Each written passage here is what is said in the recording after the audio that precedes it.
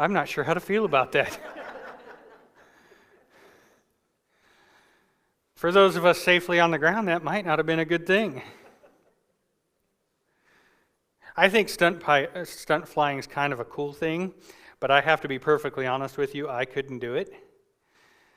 You see, I'm the guy who gets car sick going around curves, and I don't see Rick. My best friend Rick could attest that carnival rides are enough to make me turn green. Some people get seasick. I used to get seasick traveling on the Ohio River, and there's not even real waves on that. I don't think I could do it. That lady there, by the way, who was doing the stunt flying in the video is a former member of Mountain View. She went here years ago before she left to go to England to finish her doctorate, and that was her part-time hobby, stunt flying. Pretty amazing, huh?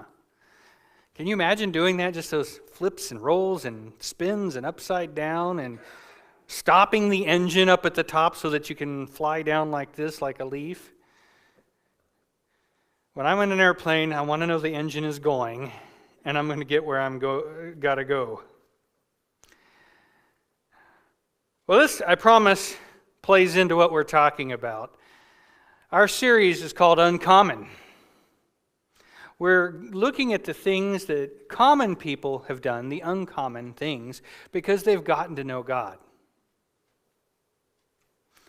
People who encountered Jesus, they might have been common everyday people, but they did uncommon things because of Jesus. And that's who we're to be. Common people who do uncommon things because we know Jesus. And you see the stunt flyer up there. Can you imagine the discipline and just the sheer guts it takes to go up and fly straight up and switch off your engine so that you can tumble down out of the sky? Or to be flying straight and level, low to the ground, and flip that plane over. Now, I didn't do really well in physics in school, but I know enough that the wings need to be pointed upright so that you can get lift out of them, and you go flipping them upside down, and it does crazy things to the aerodynamics of that airplane. Now, what I can also tell you about Diane's airplane is she built it herself as part of a experiment. That's some guts. But here's the thing. She didn't wake up one morning and say, I'm going to be a stunt pilot. Let me go grab a plane and start doing flips in the air. So you don't get to just go out and do that. That's a good thing. It takes hours to learn how to fly. It takes time in the classroom before you ever get behind a stick in a cockpit. Hopefully, nobody just hands you control of the plane, Daniel. Did you do any of that? I wasn't allowed to take off the plane. Okay. So yeah, you have to start with takeoffs. You can't do that until you learn how to take off the plane, and you have to know how to adjust all of the various parts of the airplane to get yourself off the ground in the first place. And here's the next thing. Pilots will tell you every takeoff is optional, but every landing is required. You will land that plane one way or the other, so you pretty much better learn how to do it right. And then to become a stunt pilot, you have to spend time learning harder and harder moves, different maneuvers, and how to do them, and how to make the plane do what you want to do. And it's always on the edge of crashing. You have to be in constant control of the plane. It's not like she could fly up in the sky and just let go of the stick and decide to take a nap. That landing would come a whole lot faster than planned if she did that.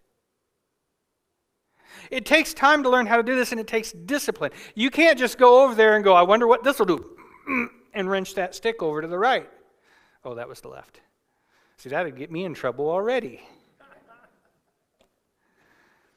It takes discipline to be able to do it. It takes time, it takes work, it takes effort to reach the point that you can be a stunt pilot. But did she look like she was having fun? Yeah, boy. Joy!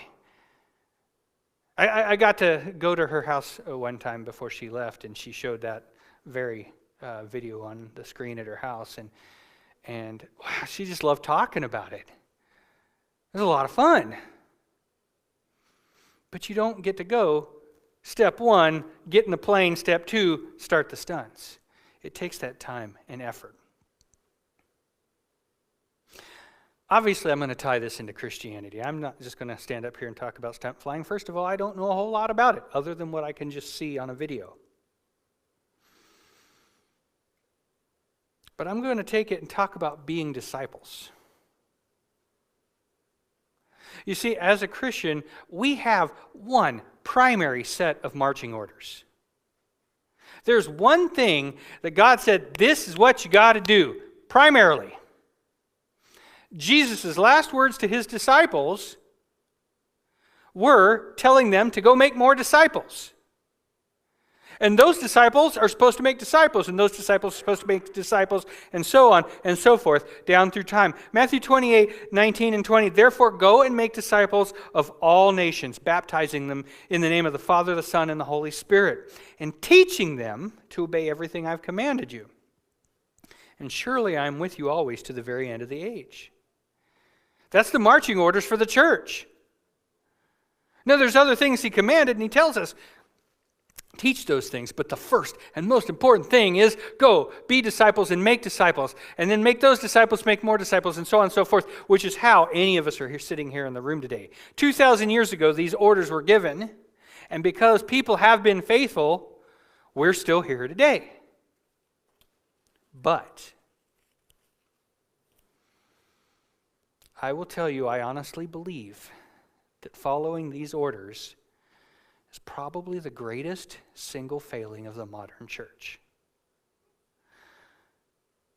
We forgot somewhere along the way that Jesus told us, be disciples that make disciples. Somewhere along the way, we got the message that, hey, we're paying pastors, so it's their job to do this. And by and large, the American church, and I include Campbell Community Church in that, doesn't do this. We don't live our lives to make disciples.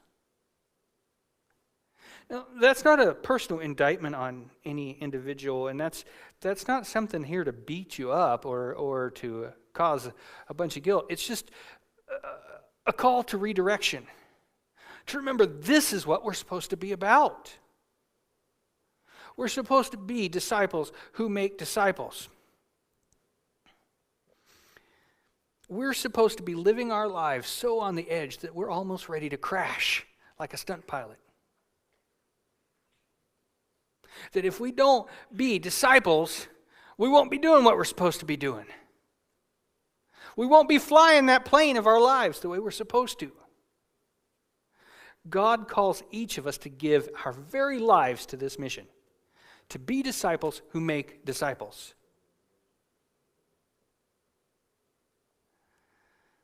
We are called to be stunt pilots as Christians, to blow people's minds with the things that we're doing. Christians should look weird. That's not when you look in the mirror in the morning. But that's to the people around you. The activities in our lives, the things that we value, the things that we do should be uncommon. That's almost what we should call a series, David. We should be so uncommon and weird, people go, whoa, like watching that stunt pilot video that we just watched. That's pretty impressive. That's pretty cool. That's a little bit weird, and I don't know if I could do that. But we don't get to be those stunt pilots without a little bit of time as students.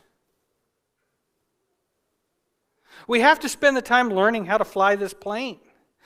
We have to spend the time in the classroom before we get into the pilot seat. Welcome to the classroom this week. We're talking about that uncommon faith, that uncommon being in this series. We've talked about the faith of the centurion, how he just knew Jesus would do something amazing because Jesus was known for doing amazing things. We talked about uncommon expectations. The sick guy whose friends lowered him through the roof to Jesus. They didn't know what was going to happen, but they knew something would happen because this Jesus dude was a little bit weird. And he was known for doing amazing things. We talked about the uncommon response, how Zacchaeus had been such a complete and utter awful person, and when he meets Jesus, he goes and starts to fix the things that he did wrong in his life. How he had swindled people, and now he's not only giving them money back, he's giving them way more money back than he has to, because it's the right thing to do. And we talked about Gideon, and following the uncommon instructions that Jesus gave, or that God gave him, that he didn't expect. And what happened because he was faithful to follow the instructions God gave, even though they didn't make sense. And this week, on the week of Thanksgiving, we're going to talk about uncommon giving. Now, I'm sure some of you immediately went, oh gosh, preacher's going to talk about money. Yeah, I am. You know, before I was a believer, one of the things that I often said about the church was it's all about money. That's all they care about. The pastor just wants to talk about money so he can get a bigger paycheck. You see how they waste money and build these big stadiums and big churches, and the pastors all have BMWs and fly everywhere. And is that like anybody you know, David? No. See, I was wrong when I thought that. So if you think that the church is all about money, let me tell you, that's not true about most churches. Let's just put it right out there that there are crooks and thieves who claim to be pastors and live their lives to make as much money as possible. Agreed? I'll give you a little hint. Turn on the TV to channel 21, and if you see someone on there, don't send them money. That's just a good start there. If you go to a church and the pastor rolls up in his brand new Humvee, and he gets out in his $4,000 Armani suit, and he comes in here to preach but doesn't bother to talk to you because he's not got time for the common people, don't give money to that church. If the pastor comes and says, God told me that you have to give me $1,000, and each of you has to do that so I can buy new helicopter blades for my helicopter, don't give him money. Do we have that out of the way now? I don't own a helicopter. Pastor David doesn't drive a BMW. Bernie, do you have an Armani suit? Pastor Bernie does not have an Armani suit. Not yet. We're not here asking for money for us. We're here talking about money and giving as part of the discipleship process. So can we be okay with that? This is not a multi-million-dollar facility. The money that comes in here is not wasted on things. We provide for actual ministry to happen. And part of that ministry is teaching on Sunday how to fly that plane that is our lives of discipleship. So that's what we're doing here. Let's set all the other stuff about money and the weirdness aside so we can actually talk about this. And I don't apologize about talking about money, because as a Christian, God wants my entire life conformed to Him. And that includes my checkbook. I have heard it said that you can look at somebody's checkbook and tell what they value. Truth? Okay. And most people don't use checkbooks anymore. Bank statements, something. But here's the thing, as a Christian, this would be what's cool, is if an unbeliever flipped open your checkbook and goes, what a weirdo. Looking through these checks, what are they spending their money on? Weird stuff. Like helping the poor, or paying for missionaries, or giving to good causes. Well, this person's uncommonly generous. That would be the goal to look at. Uncommon giving. And in fact, this week I'm going to say uncommon thanksgiving. Funny how it can tie in with a holiday. Our text this morning is Matthew chapter 12, verse 41. If you want to go ahead and turn there. Smack my hand. Mark chapter 12, verse 41. And we're going to go through verse 44. Mark, in the New Testament, it's one of the Gospels that tells us about Jesus and what he did while he was here on earth, the things that he taught and the things that he did. Mark chapter 12, verse 41 through 44. And if you don't have your Bible, there's Bibles there in the pew you're welcome to use. Starting at verse 41, it says, Jesus sat down opposite the place where the offerings were put. So Jesus is in the temple teaching, and then he kind of takes an aside. He just gets done scolding the teachers of the law. He gets done scolding the religious people, leaders who were not doing a very good job at the time. And he sits down and he kind of watches as people are coming in and putting their donations in. So Jesus sat down opposite the place where the offerings were put and watched the crowd putting their money into the temple treasury. Many rich people threw in large amounts. But a poor widow came and put in 2 very small copper coins worth only a few cents. Calling his disciples to him, Jesus said, "Truly, I tell you, this poor widow has put more into the treasury than all the others. They gave out of all their wealth, but she, out of her poverty, put in everything, all that she had to live on."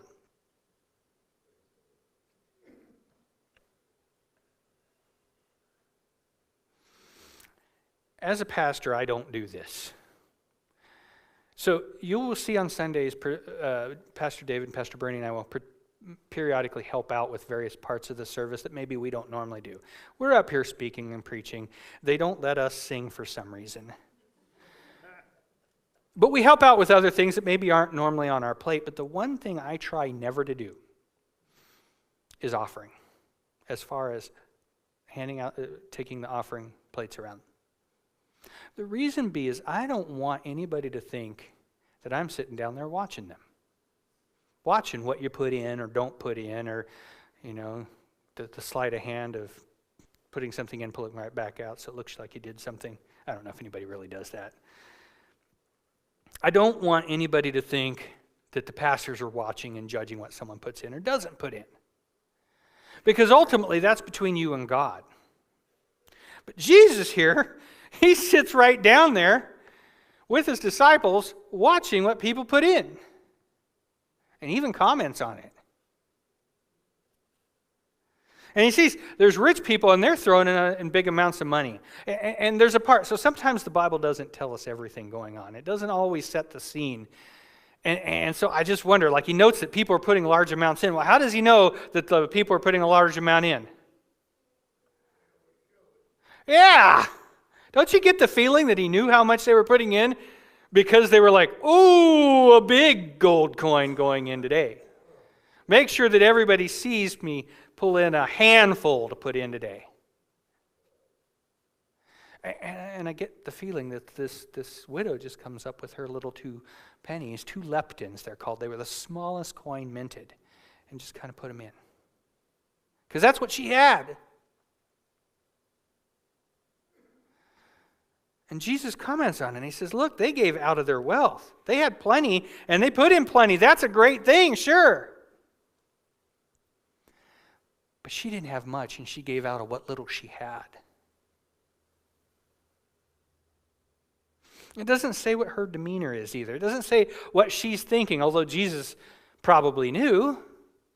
It doesn't say what was going on with her, so I don't know if she was timid about putting it in, or if she was frustrated at having to give money that maybe she didn't have, or if she was struggling with it. Can I be honest? There are plenty of times in my life when I go to give my offering that I'm a little bit hesitant. Gosh, I know we've got these bills, and I know I could use a little extra here, and my goodness, Christmas is coming up, and I don't want the kids to miss out on something, and there's this and that and the other thing, and there's always reasons not to do it. But God calls me to do it. So I'll be honest with you as a pastor. I'm not Mr. Holy Man here. Sometimes I struggle with this. But this lady was faithful. She did what she was called to do. Whether it was hard or easy, she did it. And I want you to think about some contrasts here. You see, right before this particular moment in time is recorded in both Mark and in Luke. Two of the Gospels talk about this. And in both of them, they mention what happened just before. Just before this, Jesus was calling out the religious leaders of the time. He was calling out the guys in the temple there and saying, look, you love to have the best seats in church, in the synagogue. You love to be invited to banquets and be given the seat of honor because you were pastor rabbi dude. You love to have the big flowing robes and you love when people say in the marketplace, "Hail, Rabbi." But then you devour the houses of widows. You do bad things. You're not good guys. See, Jesus was calling out the same kind of guys I just called out in the beginning there. He was telling them, these are the bad guys. And then he has this event where he watches this lady put the money in, and he calls that a good thing. Part of the difference here, I think, is they were doing it for show. Their religion was to get them something. For them, it was about them. For this widow, it was about God. See, the amount didn't matter. It was the faithfulness there. That's what mattered. Jesus had just had an encounter a little bit earlier also with this rich young man who come to him. And the rich guy is like, hey, Jesus, you know what's up.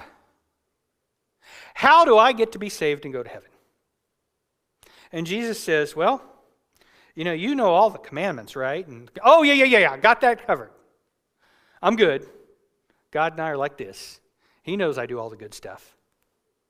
What else do I got to do? And Jesus says, well, one thing you lack, you got to sell everything you have, give it to the poor, and then come follow me. And that was too hard. And the young man walked away. Are you seeing the difference here? The rich guy had all this stuff and couldn't give it away. The poor lady had nothing and was willing to give it away. I can tell you, I grew up in Appalachia. I grew up in West Virginia. I grew up fairly poor, in the heart of one of the poorest regions in the United States. And I will tell you, time and time again, I have seen in life that the most generous, giving people are the poorest. I could tell you stories about time when my family didn't have enough money for food and other people gave us things. My dad was not a hunter, but a lot of our friends were. And somebody would give us a haunch of venison. They'd bring us food. Even though they maybe didn't have a lot, they'd help provide. I have seen that to be true out here also. This is not to put down anybody who's got wealth, because there are wealthy people who do amazing things with their money. But I also know, statistically speaking, the poorest Christians in the United States give on average 8% of their income. Christians who make over $75,000 a year, on average, give less than 2% of their income. How weird is that? That's from a Barna survey. Barna is a group that studies Christians and what they do and how they are in the world.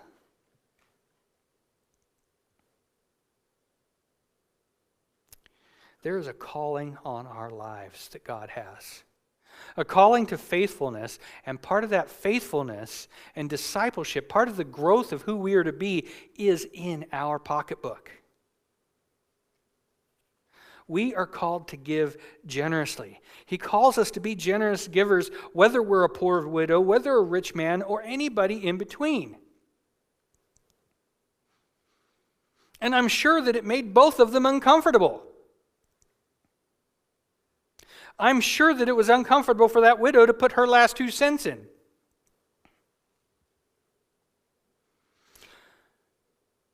The rich man, when he was encountered with being uncomfortable, he walked away because it was too uncomfortable for him. The poor lady was faithful through her discomfort. And I'm going to tell you, we are supposed to be uncomfortable. If we live comfortably as Christians, we're not doing it right. And I'm not just talking about giving. God's call on us makes us uncomfortable because he calls us to do uncommon things, strange things, things that are a little bit out of the sorts of normal people. This stuff that we're talking about here is how we grow in God, how we grow closer to him, how we grow as disciples to be better disciples, how we get better at making other disciples is by making the example of growing in this way. It's not a salvation issue of whether or not we go to heaven. It's a sanctification issue of how we get to be better as followers of Christ. Our faith gets us to heaven, not our works. But our works is what help grow us. And God calls us to do these things. You see, being faithful and generous givers in all circumstances does two things. It puts our priorities in place. That's the first and most important thing. It puts our priorities in place. It helps us know what's important in life, not the stuff that surrounds us. My goodness, we had a garage sale yesterday. We had so much stuff that we could sell it for more money. That's an abundance. I have to be perfectly honest with myself that I'm not a poor man. I had so much stuff I could sell all the extra crap I had. And I didn't come close to selling all the extra junk we had. The other thing that it does is it tests our faith. And testing your faith is how you grow your faith. When I do something that's hard, it makes me a little bit tougher. This is the whole concept behind working out to get fit. Yeah, Daniel, you're in CrossFit right now. And so he's going every week and getting humiliated by all these people who can do things much better than him. But he's working out. He's stretching those muscles. He's tearing things so that he becomes stronger. Now, I'm not doing that because that's just a lot of work.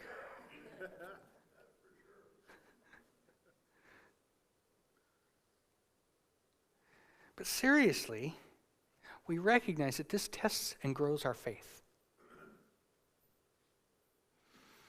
And we have to be so honest with ourselves where we sit.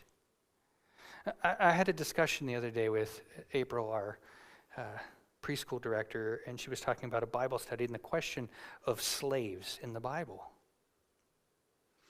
And I said, one of the things to know is that the real world is not as nice as we know it here in the United States. We don't live in the real world here. We just don't. For the bulk of the length of history, and for the bulk of the rest of the world, what we have and know is weird. The United States is the wealthiest nation ever in the history of time. We live in a time where people don't really die in war nearly quite as much as they used to. We live in a time where slaves do exist, but it's not what it has been in history. We live in a time where women know freedom like never before in history. We live in a time that is so wealthy that here in the United States, our poorest people are still in the top 8 to 10% of the richest people in the world. Let that sink in for a minute. If you go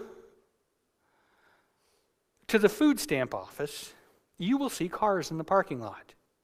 Now, I'm not at all saying that people don't need help and don't deserve help. Just saying the people that we help already are much better off than most of the rest of the world.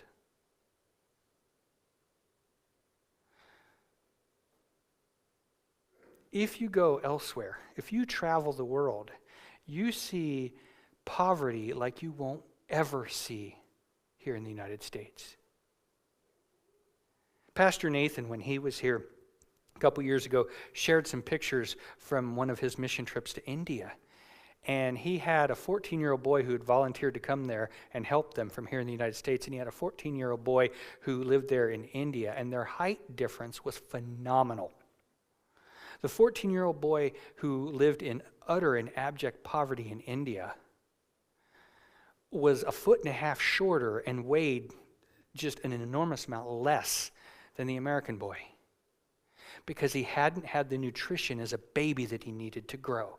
Not just the nutrition throughout his life, but those first years are so important.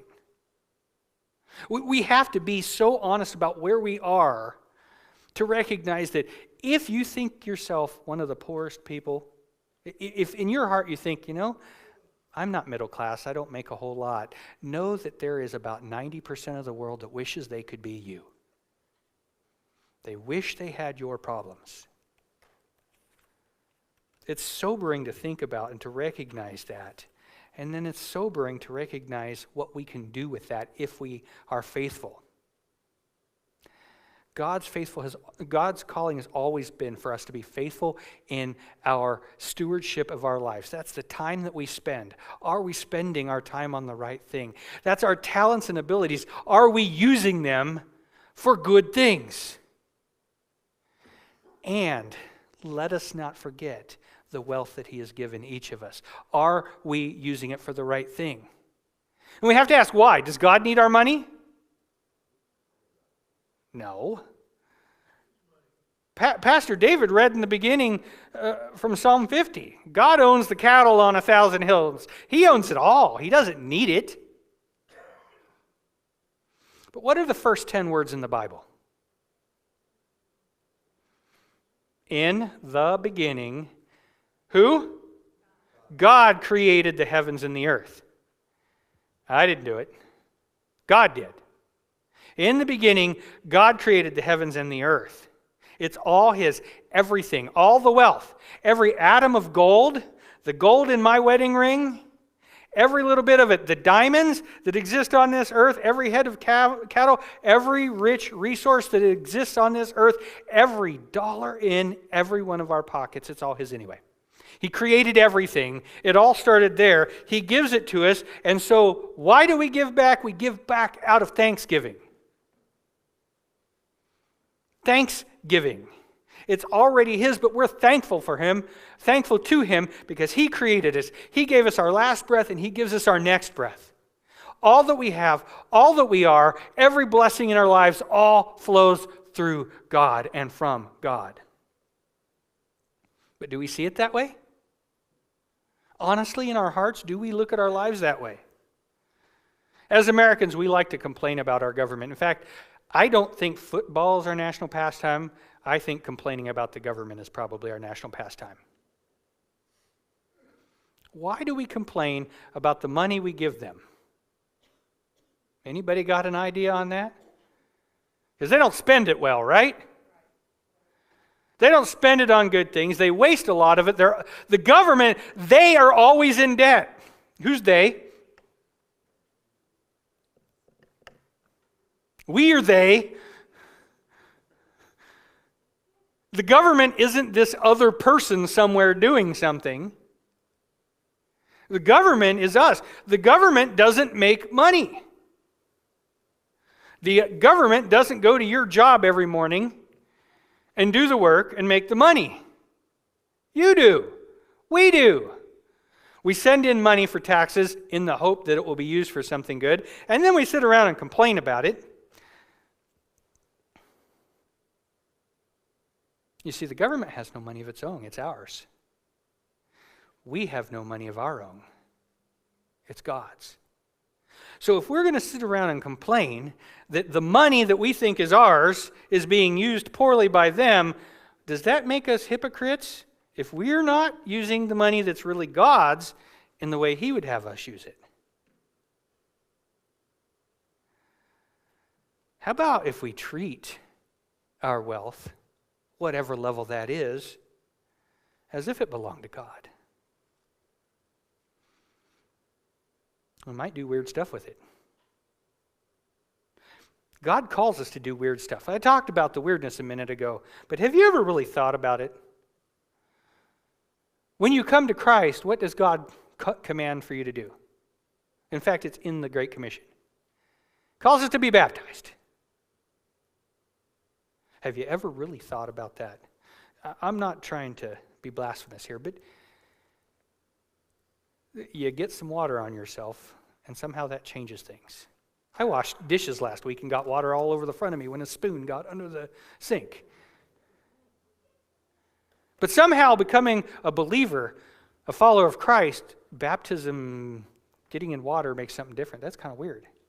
Every Sunday, we come up here and we pass out plates of a little itty-bitty piece of bread and a little shot glass of grape juice. Have you ever really thought about that? I mean, as someone who would come in and look at this from the outside, that's weird. But we do it for a reason. But stop and think for a minute. It's a little bit unusual. We come here on Sunday mornings. It's weird. It's unusual.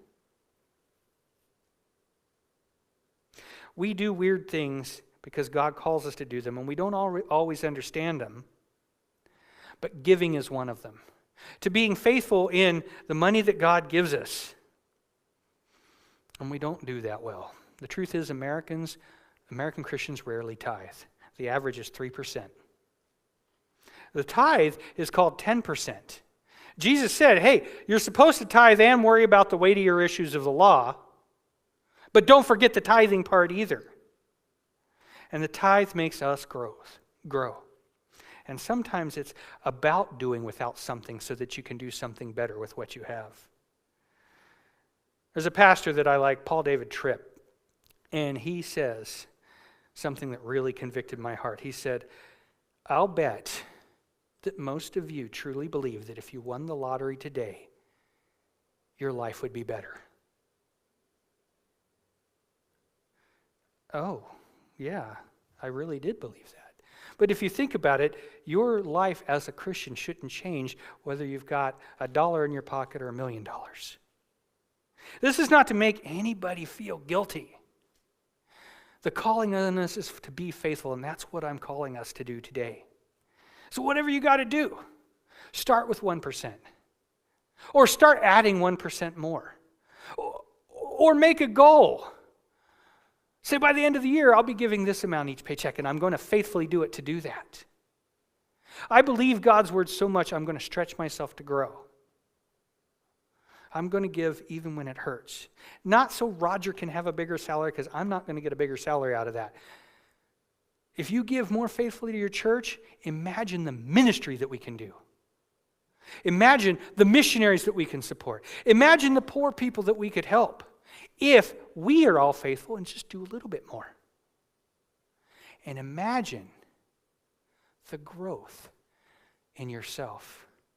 Imagine flying your Christian life like a stunt pilot, absolutely joyfully and having crazy amount of fun because you're able to do things that you never knew you could do before.